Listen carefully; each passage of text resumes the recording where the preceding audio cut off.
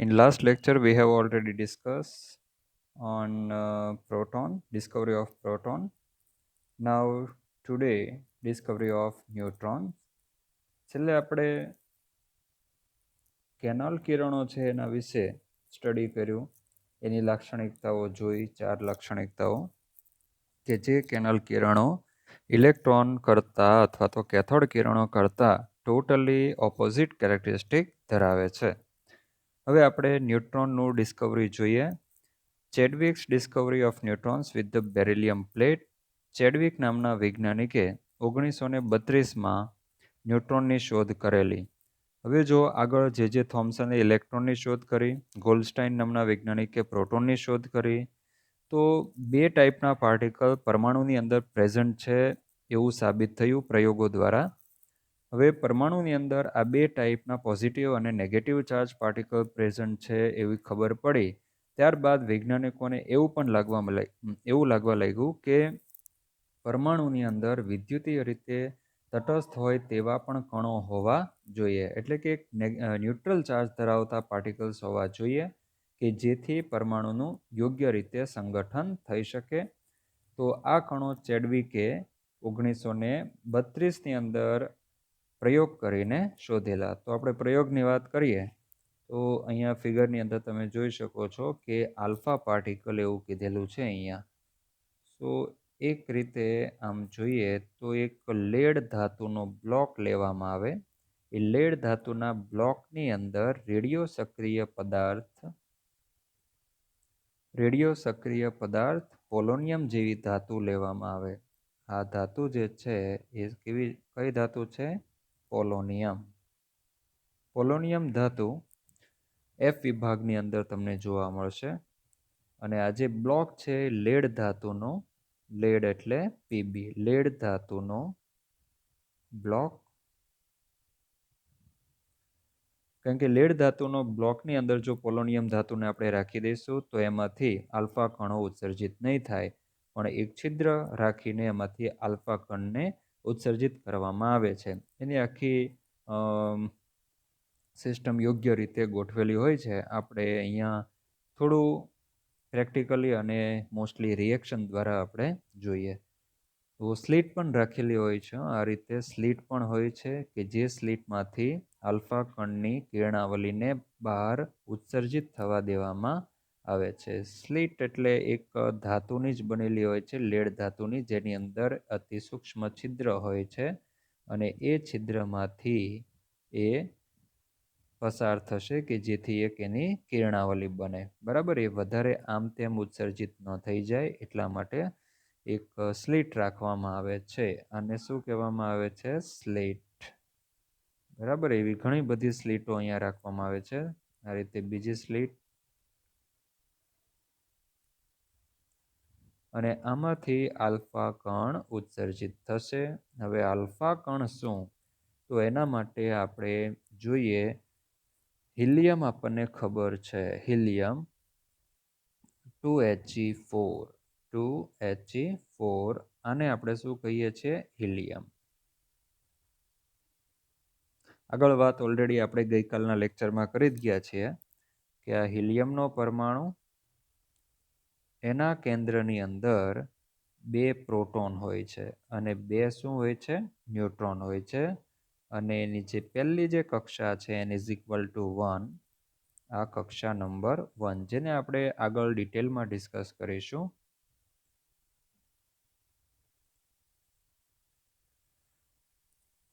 આ જે 2 છે એ ઇલેક્ટ્રોન છે.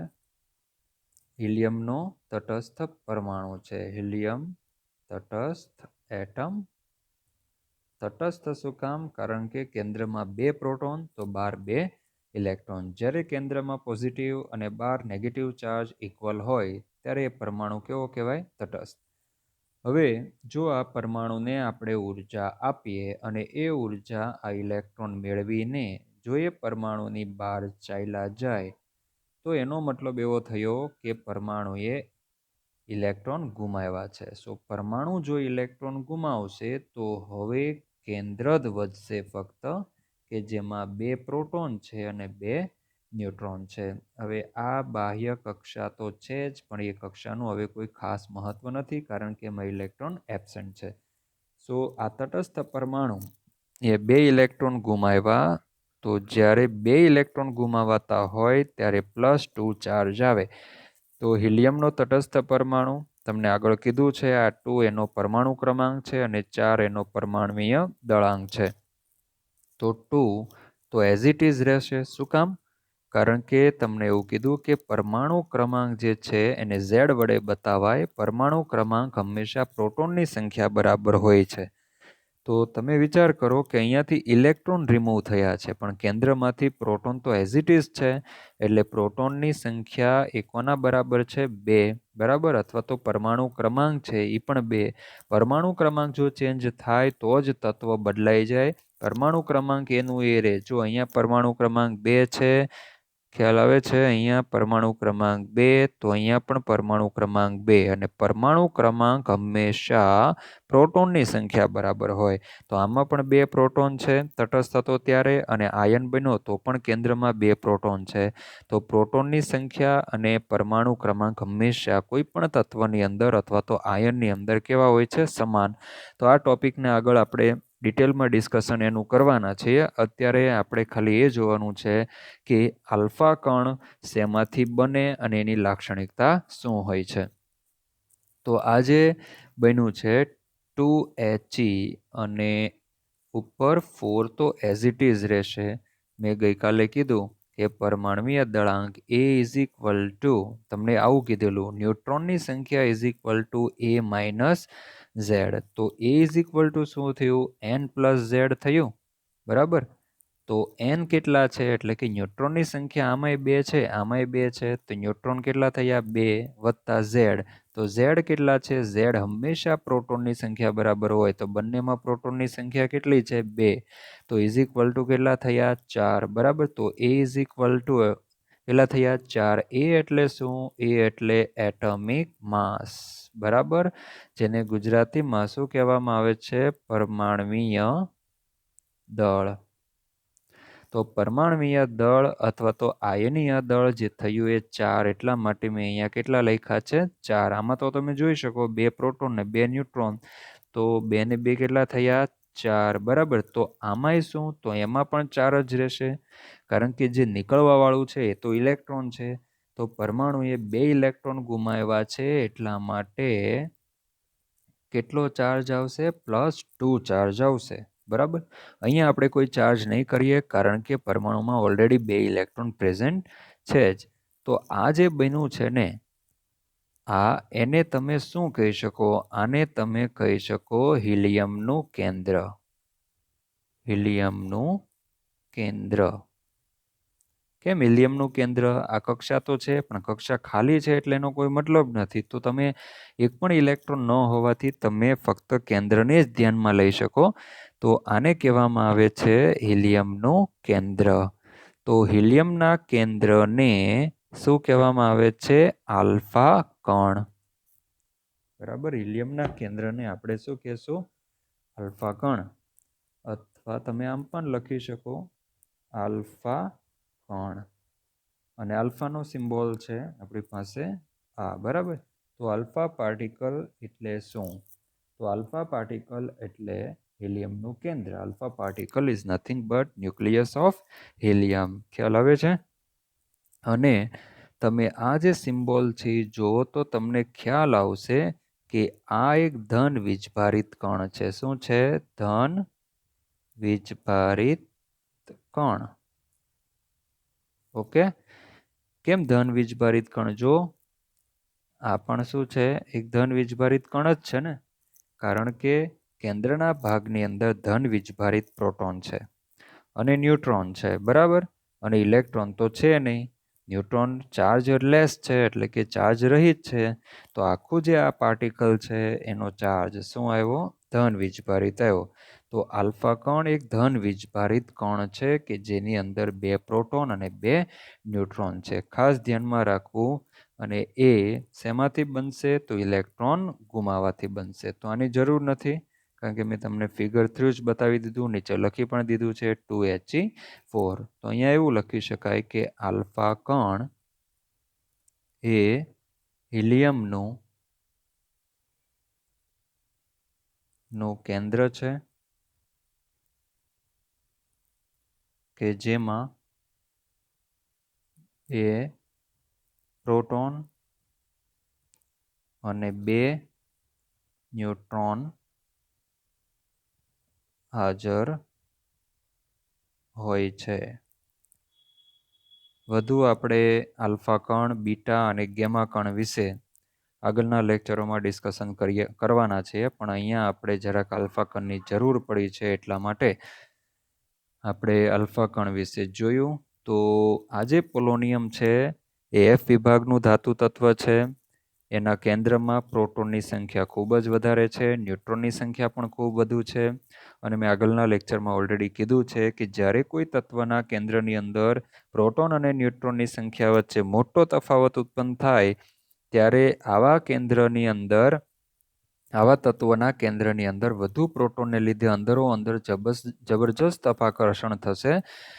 પ્રોટોન વચ્ચે જોરદાર રિપલ્સિવ ફોર્સ લાગશે, જેને લીધે અંદર ધક્કામુક્કી થશે. એ ધક્કામુક્કીને લીધે આ પોલોનિયમ ધાતુનું કેન્દ્ર અસ્થિર બને છે.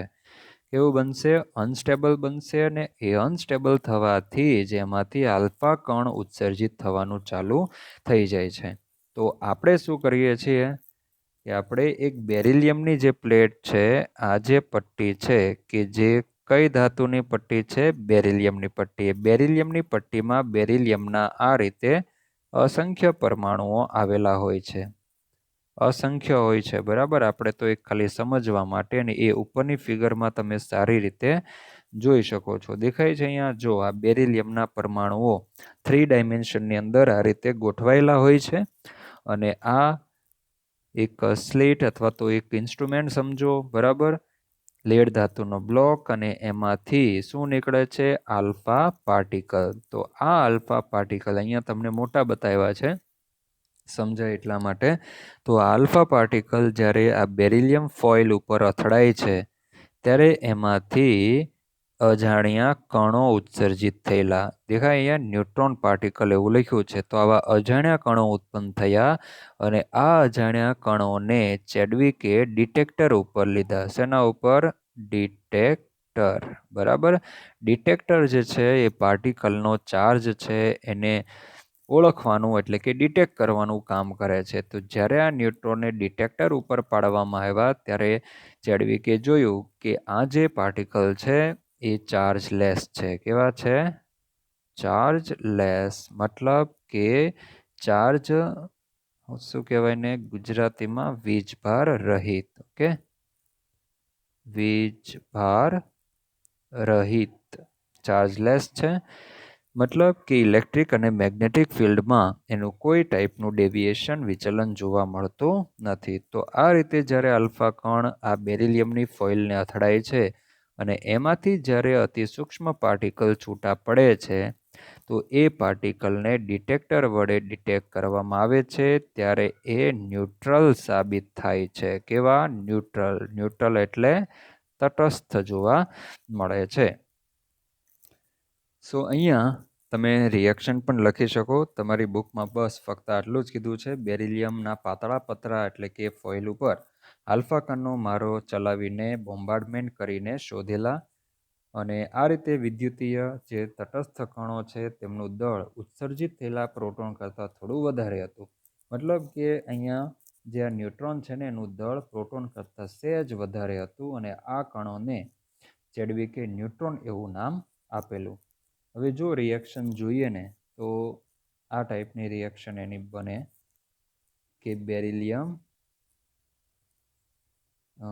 2He4 plus beryllium 4n9. Okay, બેરિલિયમનો એટોમિક નંબર છે 4, એટોમિક માસ નંબર છે 9. તો જ્યારે 2He4 તમે અહીંયા +2 કરી દો એટલે શું સમજાય કે ભાઈ આ છે આલ્ફા કણ. તો જ્યારે આલ્ફા કણને બેરિલિયમ ઉપર બોમ્બાર્ડમેન્ટ કરવામાં આવે, એના ઉપર અથડાવવામાં આવે છે ત્યારે આપણને મળે છે 6 કાર્બન 12 પ્લસ N0N1. હવે જો દુનિયાની અંદર દળનો ક્યારેય નાશ નથી થતો. આખું જે બ્રહ્માંડ છે ને એમાં દળનો ક્યારેય નાશ ના થાય. જ્યારે કોઈ કન્વર્ઝન થતું હોય, કોઈ પ્રોસેસ થતી હોય, કોઈ રિએક્શન થતી હોય ત્યારે એક પ્રકારના દળનું બીજા પ્રકારના દળમાં રૂપાંતરણ થતું હોય છે. જેવી રીતે તમે ઉર્જા સંચયનો નિયમ જાણો છો કે ઉર્જાનું ક્યારેય સર્જન કે નાશ થતું નથી, પણ એક પ્રકારની ઉર્જાનું બીજા ટાઈપની એનર્જીની અંદર કન્વર્ઝન થતું હોય છે. તો એવી જ રીતે મેટરનું પણ એ જ હોય છે કે દ્રવ્યનો ક્યારેય નાશ થતો હોતો નથી. તો એની વાત છે ને આપણે થર્મોડાયનેમિક ઉષ્માગતિ શાસ્ત્રની અંદર કરીશું. ઘણીવાર તમને ચાલો મેં આ કીધું એટલે ઘણાને વિચાર પણ આવશે કે ભાઈ લાકડું છે એને તો આપણે બાળી દઈએ છીએ તો દ્રવ્ય તો નાશ થઈ જાય છે, વજન તો ઓછું થઈ જાય છે, બરાબર. ઘણાને એમ થતું હોય કે અમારા ઘરના રાંધણ ગેસના બાટલામાં વાયુ નીકળે છે બ્યુટેન, એને અમે બાળી દઈએ છીએ તો બ્યુટેન ગેસ તો નાશ પામે છે, ખલાસ થાય છે. પણ તમને એ નહીં ખબર હોય કે બ્યુટેન ગેસ એ હાઇડ્રોકાર્બન પદાર્થ છે અને એ હાઇડ્રોકાર્બન પદાર્થનું દહન થવાથી ઓક્સિજનની હાજરીમાં દહન થવાથી કાર્બન ડાયોક્સાઇડ અને પાણીની બાષ્પ બને છે. સિમ્પલ. બ્યુટેન ના લેવું હોય તો તમે મિથેન ગેસ પણ લઈ શકો. ભાઈ મિથેન ગેસનું ઓક્સિજનની હાજરીમાં દહન કરવામાં આવે છે, એને ઇગ્નાઇટ કરવામાં આવે છે, કમ્બ્યુટ કરવામાં આવે છે તો CO2 ગેસ અને પાણીની વરાળ ઉત્પન્ન થાય છે. Okay. This is also in gaseous state. So this reaction is a combustion reaction of methane in presence of O2 oxygen gas. સો તમે આગળના ધોરણમાં એ પણ જાણતા હશો, શીખ્યા હશો કે કોઈ પણ કેમિકલ રિએક્શન હોય ને એ હંમેશા બેલેન્સ્ડ જ હોય, બરાબર. આગળ એક વૈજ્ઞાનિક થઈ ગયા એન્ટની લેવોઇઝર નામના સાયન્ટિસ્ટ. એણે દ્રવ્ય સંચયનો નિયમ આપેલો. એણે એવું કીધેલું કે ક્યારેય દ્રવ્યનું નાશ કે સર્જન નથી થતું, પણ one type of matter convert into another type of matter. So we can see here, you know very well, any reaction must be in balance form. Okay, so balance કરવા માટે you can use trial and error method. So here carbon is 1 and carbon is also 1. Hydrogen અહીંયા 4 છે, hydrogen અહીંયા 2 છે, તો હું અહીંયા 2 કરી દઉં તો હાઇડ્રોજન થઈ ગયા 4. ઓકે. નાઉ ઓક્સિજન 2 અને 2 4 થયા તો અહીંયા હું 2 કરી દઉં, 2 દુને 4, carbon 1 and carbon also 1. This reaction is in balanced form. So we can, હવે તમે કદાચ એ પણ જાણતા હશો મોલેક્યુલર માસ, અણુભાર એને કહેવામાં આવે, બરાબર. અણુભાર માટે તમારી પાસે પરમાણુય ભાર હોવો જરૂરી છે. સો આ બાજુ તમે અણુભાર આનો શોધો, આનો અણુભાર અને એ અણુભારનો તમે સરવાળો લગાવી દો, બરાબર. અને આ બાજુ અણુભાર. અણુભાર એટલે શું? એક ટાઈપના અણુનું દળ એવો મતલબ થાય.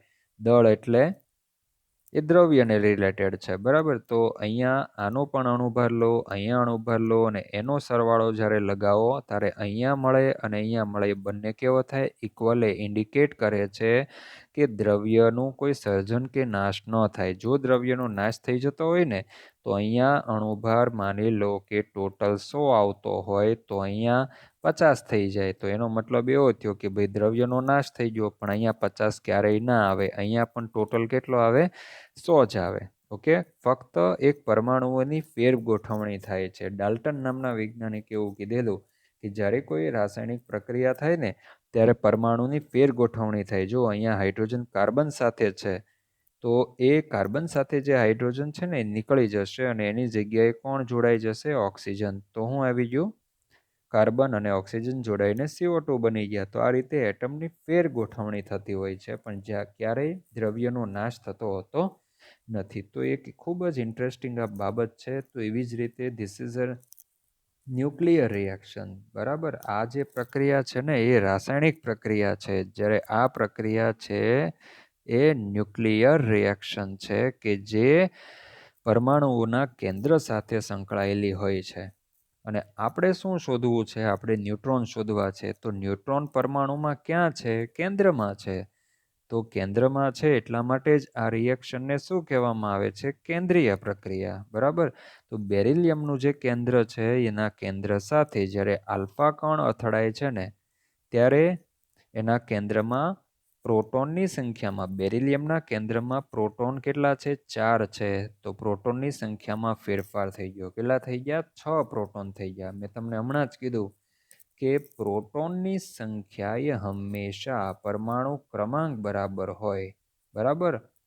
એટલે પ્રોટોનની સંખ્યા જો ચેન્જ થઈ જાય તો પરમાણુ ક્રમાંક ચેન્જ થઈ જાય. પરમાણુ ક્રમાંક ચેન્જ થાય તો જે તે તત્વ ચેન્જ થઈ જાય. તો અહીંયા પરમાણુ ક્રમાંક 4 છે અને અહીંયા પરમાણુ ક્રમાંક કેટલો થઈ ગયો? 6. પરમાણુ ક્રમાંક બદલાઈ ગયો તો તત્વ પણ બદલાઈ ગયું. હવે બેરિલિયમમાંથી શું બની ગયું? કાર્બન બની ગયું. બરાબર? અને અતિ સૂક્ષ્મ પાર્ટિકલ છૂટા પડ્યા. આ અનનોન પાર્ટિકલને ડિટેક્ટર વડે ડિટેક્ટ કરવામાં આવ્યા તો આ પાર્ટિકલ એ ચાર્જલેસ છે. ચાર્જલેસ એટલે કે ન્યુટ્રલ. બરાબર? ન્યુટ્રલ એવું જાણવા મળ્યું. મતલબ કે એને કોઈ વીજભાર નથી અને આ દળવાળા પાર્ટિકલ છે કે જેનું દળ પ્રોટોન કરતાં થોડું વધુ છે. આગળ પ્રયોગો કરીને એનું દળ પણ શોધવામાં આવ્યું કે જે બધી વસ્તુ આપણા સિલેબસમાં નથી. આપણે ફક્ત આ રિએક્શનને ધ્યાનમાં રાખવાની છે. જો કે આ રિએક્શન પણ તમારી બુકમાં આપેલી નથી તો જરાક સાઈડમાં લખી લેવી. બરાબર? હવે જો તમે દળનું હું અહીંયા વાત કરું છું. હવે એ રાસાયણિક પ્રક્રિયા હોય, કેન્દ્રીય પ્રક્રિયા હોય, દળ તો હંમેશા સમાન જ રહે બંને બાજુએ. તો તમે અહીંયા જોઈ શકો કે અહીંયા ભાઈ દળ કેટલું છે?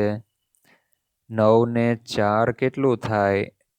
બરાબર? 9 ને 4 13 થશે. તો આ બાજુ પણ જુઓ 12 ને 1 કેટલું થયું? 13. તો આ બાજુ 13 થયું. તો આ બાજુ પણ કેટલું થયું? 13. કારણ કે આ ઉપર જે 4 અને 9 છે ને એ પરમાણ્વીય દળ છે. તો એક ટાઈપનું દળ જ છે. અને નીચે પણ જુઓ તમે પ્રોટોનની સંખ્યા 4 વત્તા 2. તો 4 વત્તા 2 એટલે કેટલું થયું? 6. તો આ બાજુ જો નીચે પ્રોટોનની સંખ્યા અહીંયા જ 6 આવી ગયું. તો અહીંયા શું કરવું પડશે? 0. આ કોઈ તત્વ નથી. આ શું છે? ન્યુટ્રોન એક પાર્ટિકલ્સ છે. બરાબર? પણ એનું દળ અને કાર્બનના કેન્દ્રનું દળ એ બેરિલિયમનું કેન્દ્ર અને હિલિયમનું જે કેન્દ્ર એટલે કે આલ્ફા કણ છે એમના દળના સરવાળા બરાબર થાય છે. તો આ રીતે ન્યુટ્રોનની શોધ થયેલી. હવે આપણે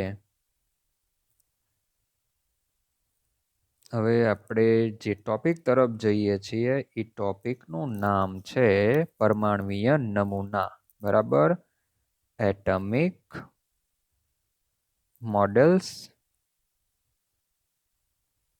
મોડલ્સ છે ભાઈ.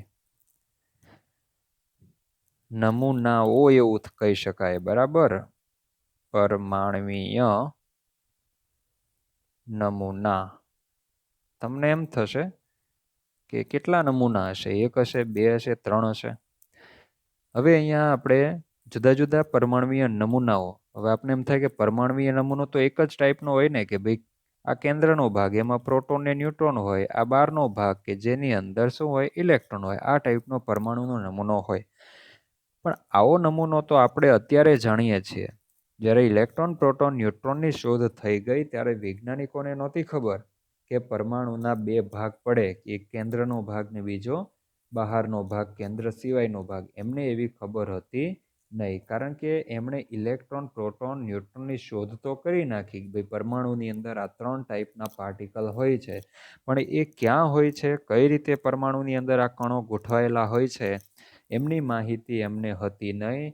એટલે સૌથી પહેલા પરમાણ્વીય નમૂનો આપવાનો પ્રયત્ન જે થોમ્સન કરે છે. બરાબર? જે થોમ્સને સૌ પ્રથમ એટમિક મોડલ આપ્યું.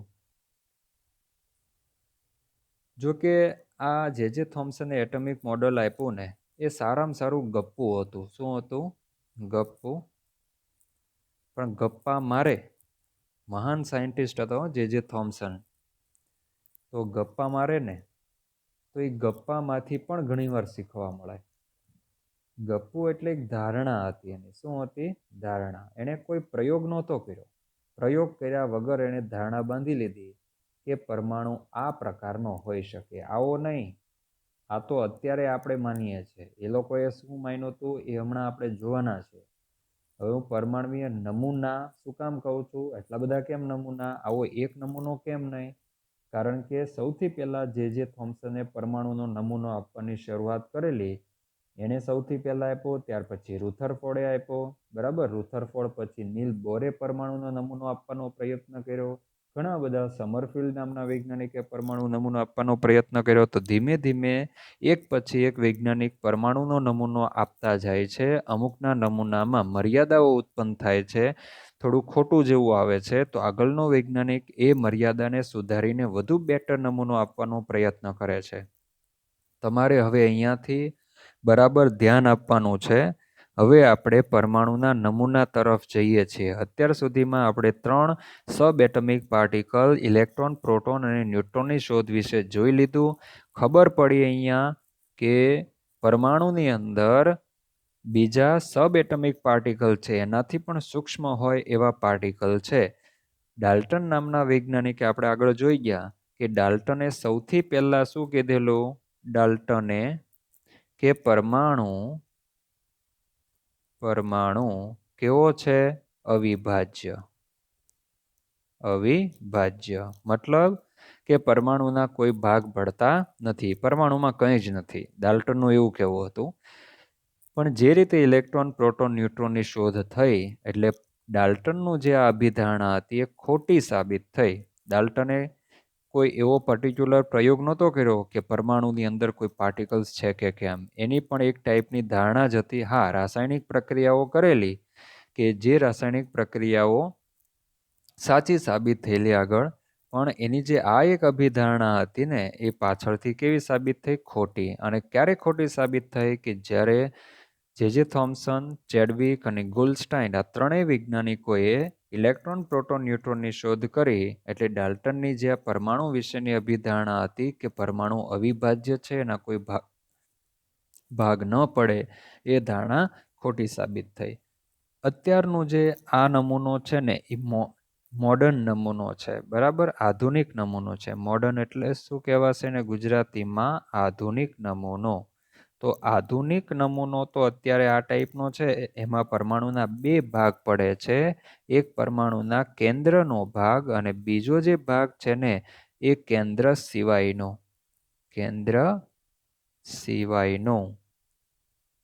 ભાગ.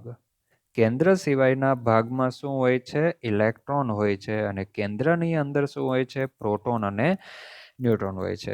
તો આ તો આપણે બધા જ સંશોધન થઈ ગયા પછીની વાત છે, અત્યારની વાત છે. અત્યારે આપણે આવું જાણીએ છીએ, પણ સૌથી પહેલા પરમાણુના નમૂના વિશે કોઈને ખબર હતી નહીં.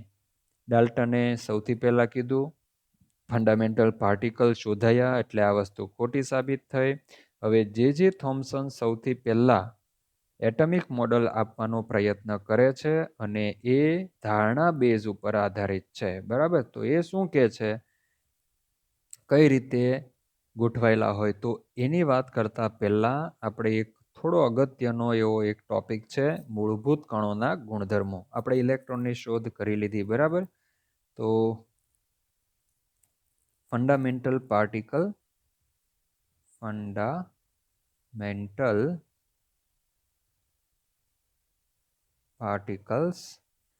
કયા છે? ફંડામેન્ટલ પાર્ટિકલ્સ તો એ છે ઇલેક્ટ્રોન, પ્રોટોન અને ન્યુટ્રોન. તમારી ટેક્સ્ટબુકમાં સૌથી પહેલું ટેબલ છે કોષ્ટક 2.1. કોષ્ટક 2.1. એ 2.1માં તમારે શું યાદ રાખવાનું છે? બરાબર, યાદ શું રાખવાનું છે એના માટે તો ફંડામેન્ટલ પાર્ટિકલ કેટલા પ્રકારના છે? આપણે ત્રણેય પાર્ટિકલની શોધ કરી દીધી, બરાબર. એમાંનું પહેલું જે છે એ ઇલેક્ટ્રોનની જે સંજ્ઞા છે એ છે ઈ. નિરપેક્ષ વીજભાર. હવે સમજજો ધ્યાનથી. તમારી બુકમાં આપ્યું છે નિરપેક્ષ ભાર આપ્યું છે. શું આપ્યું છે? નિરપેક્ષ ભાર. હું લખું છું વીજભાર, કે જેથી તમને વધુ સારી રીતે ખબર પડે. નિરપેક્ષ વીજભાર. આ વીજ શબ્દ તમારે એડ કરી દેવાનો છે. તો ઇલેક્ટ્રોનનો નિરપેક્ષ વીજભાર એનો પોતાનો એબ્સોલ્યુટ વીજભાર છે એ છે -1.6 × 10⁻⁹ કુલમ. બરાબર, બુકમાં 1.6022 આપ્યું હશે, પણ આપણે આટલું જ યાદ રાખવાનું. 1.6022 ની જરૂર નથી, 1.6 રાખશો તો પણ ચાલશે. તો આટલું છે. સાપેક્ષ ભાર, એના પછી આપ્યો છે સાપેક્ષ ભાર. સાપેક્ષ ભાર એટલે શું? તો પ્રોટોન ન્યુટ્રોનની સાપેક્ષે ભાર શું, વીજભાર શું, એની વાત છે. ત્યાર પછી છે પ્રોટોન, એના પછી છે ન્યુટ્રોન. ચાલો, પ્રોટોનનો સિમ્બોલ છે P અને ન્યુટ્રોનનો સિમ્બોલ છે n. ચાલો, નિરપેક્ષ વીજભાર કુલમની અંદર પ્રોટોનનો કેટલો? તો કે ઇલેક્ટ્રોન જેટલો જ, પણ ચાર્જ આવશે પોઝિટિવ, સો 1.6 × 10⁻⁹ કુલમ. ન્યુટ્રોનનો વીજભાર કેટલો છે? તો 0, કારણ કે ન્યુટ્રોન એ વીજભારની દ્રષ્ટિએ કેવો છે? તટસ્થ છે. ઓકે, ચાલો હવે સાપેક્ષ ભારની વાત કરીએ, એટલે કે સાપેક્ષ વીજભાર. સાપેક્ષ વીજભાર. સાપેક્ષનો શું મતલબ થાય? તો ઇલેક્ટ્રોનનો સાપેક્ષ વીજભાર કોની સાપેક્ષે? પ્રોટોનની. ઇલેક્ટ્રોનનો વીજભાર પ્રોટોનની સાપેક્ષે. ચાલો, ઇલેક્ટ્રોનનો વીજભાર પ્રોટોનની સાપેક્ષે કેટલો? -1 લઉં. બરાબર, એટલે 1 લઉં છું, પણ ઇલેક્ટ્રોન ઋણ વીજભારિત છે તો માઇનસ લીધું. ચાલો, પ્રોટોનનો ઇલેક્ટ્રોનની સાપેક્ષે કેટલો વીજભાર? +1. અને ન્યુટ્રોનનો ઇલેક્ટ્રોન પ્રોટોનની સાપેક્ષે વીજભાર કેટલો? 0, કારણ કે ન્યુટ્રોન ઇઝ ચાર્જલેસ. ઓકે, હવે ઇમ્પોર્ટન્ટ વસ્તુ છે દળ. આ છે ભાર અથવા તો દળ. બરાબર, અને એ શેની અંદર? તો કે કિલોગ્રામમાં. સો ઇલેક્ટ્રોનનું જે દળ છે 9.1, બસ આપણે આટલું જ ધ્યાનમાં રાખવાનું છે. આખો આંકડો છે 0.939 × 10⁻31. ઓકે, પ્રોટોનનું દળ છે 1.67262 × 10⁻27 kg.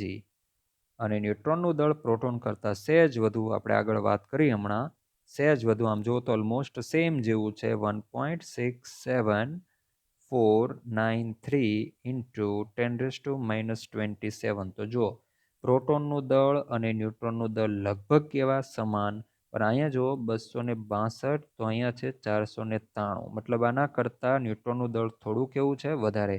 પણ ઇલેક્ટ્રોનનું દળ જો ખૂબ ઓછું છે પ્રોટોન અને ન્યુટ્રોનની સાપેક્ષે, કારણ કે આ જોવા જેવું છે 10⁻31 છે, જ્યારે અહીંયા આંકડો થોડો મોટો છે, 10⁻27 છે. મતલબ કે ઇલેક્ટ્રોનનું જે દળ છે ને એ પ્રોટોન ન્યુટ્રોનની સાપેક્ષે અવગણી શકાય એટલું ઓછું છે, એવું આપણે કહી શકીએ. તો દળ આવી ગયું કિલોગ્રામની અંદર. પછી તમારે શું યાદ રાખવાનું છે હું તમને આગળ કહું છું.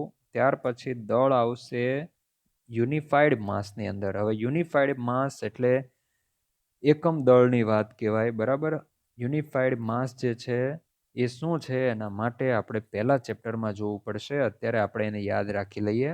0.00054 1.00727 પ્રોટોનનું.